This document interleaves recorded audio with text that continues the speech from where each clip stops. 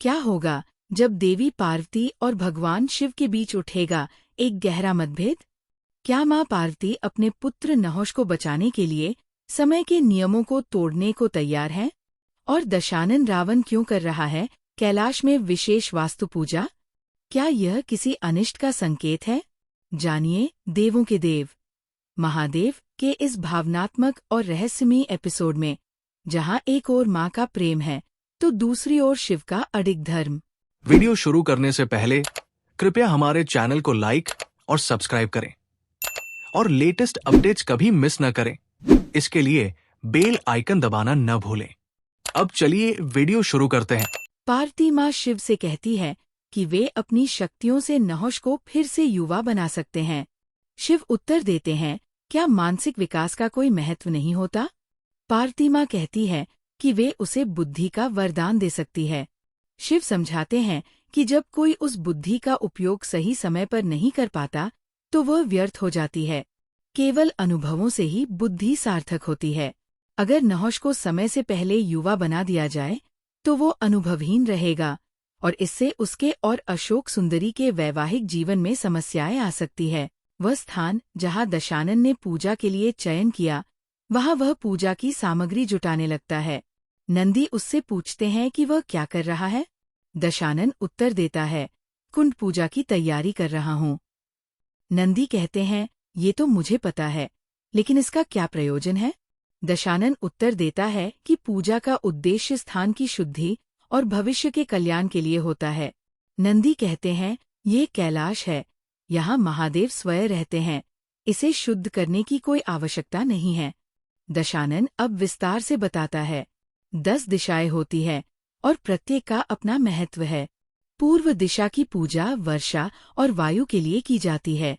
पश्चिम दिशा की पूजा वर्तमान और भविष्य के संतुलन के लिए। उत्तर संतोष के लिए। दक्षिण दोषों से रक्षा और नियंत्रण के लिए। आग्नेय दिशा की पूजा आसुरी शक्तियों को दूर रखने के लिए। नैऋत्य क्रोध और विध्वंसक शक्तियों को शांत करने के लिए। ईशान पूर्वोत्तर मन की शुद्धता के लिए। आकाश और पाताल की पूजा दिव्यता और गंभीरता के लिए की जाती है। दशानन कहता है, महादेव स्वयं 10 दिशाओं के अधिपति हैं, फिर भी उनके भवन निर्माण से पहले पूजा आवश्यक है। महादेव कहते हैं कि अगर नहुष को अभी शक्ति दी गई और उसने हुंड का वध कर दिया तो वो समय से पहले मृत्यु को प्राप्त कर लेगा, जो नियमों के विरुद्ध है। पार्वती माँ कहती है, अगर हुंड जीवित रहा तो वह नहुष को मार देगा और अमर बन जाएगा। क्या वह उचित है? वो मार्कंडेय को दिए गए अमरता के वरदान की बात करती है। शिव कहते हैं कि वह वरदान कोई व्यक्तिगत निर्णय नहीं था, बल्कि विश्व के लिए एक बड़े उद्देश्य की पूर्ति के लिए था। नहुष और अशोक सुंदरी के लिए समय का चक्र बदलना उचित नहीं। शिव समझाते हैं कि ये सही नहीं होगा कि हम अपने बच्चों के कारण प्राकृतिक नियमों से खिलवाड़ करें। वो पार्वती से कहते हैं कि वह नहुष के माता पिता की बातों से प्रभावित न हों। उन्होंने वचन दिया है कि नहुष की रक्षा वे स्वयं करेंगे। गंगा माँ आकर बताती है कि दशानन ने कहा है कि कुंड पूजा का शुभ मुहूर्त शुरू हो गया है। पार्वती कहती है कि उनकी बात अभी पूरी नहीं हुई है। शिव मुस्कुराकर कहते हैं, हम इस विषय पर वर्षों तक चर्चा कर सकते हैं, लेकिन मैं कभी प्रकृति के नियमों के विरुद्ध नहीं जाऊंगा। सभी पूजा स्थल पर जाते हैं, दिए जलाए जाते हैं, लेकिन तभी तेज हवा चलती है और सारे दिए बुझ जाते हैं। सभी चिंतित हो जाते हैं। दशानन को ये अशुभ संकेत लगता है।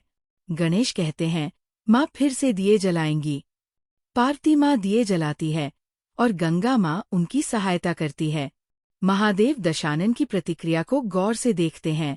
नंदी फिर समझाते हैं, ये कैलाश है, यहाँ कोई अपवित्रता नहीं। सूर्य सुबह उगता है और रात को दीपक बुझते हैं, ये स्वाभाविक है। गणेश कहते हैं, सारे दीपक फिर से जल गए हैं।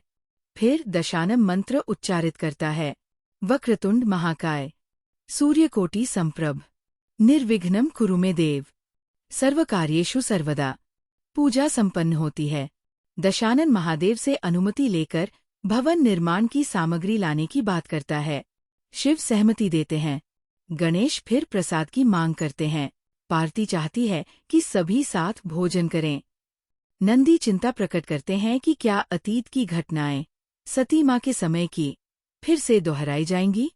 शिव उत्तर देते हैं, रिश्तों में मतभेद और विचारों का टकराव स्वाभाविक है, लेकिन जो सबसे महत्वपूर्ण है वो है पत्नी का अपने पति के लिए प्रेम। इसके बाद शिव नई सीरियल सावित्री का परिचय देते हैं, एक ऐसी नारी जो साहसी, समर्पित और निष्ठावान है, जो भविष्य की सभी महिलाओं के लिए प्रेरणा बनेगी।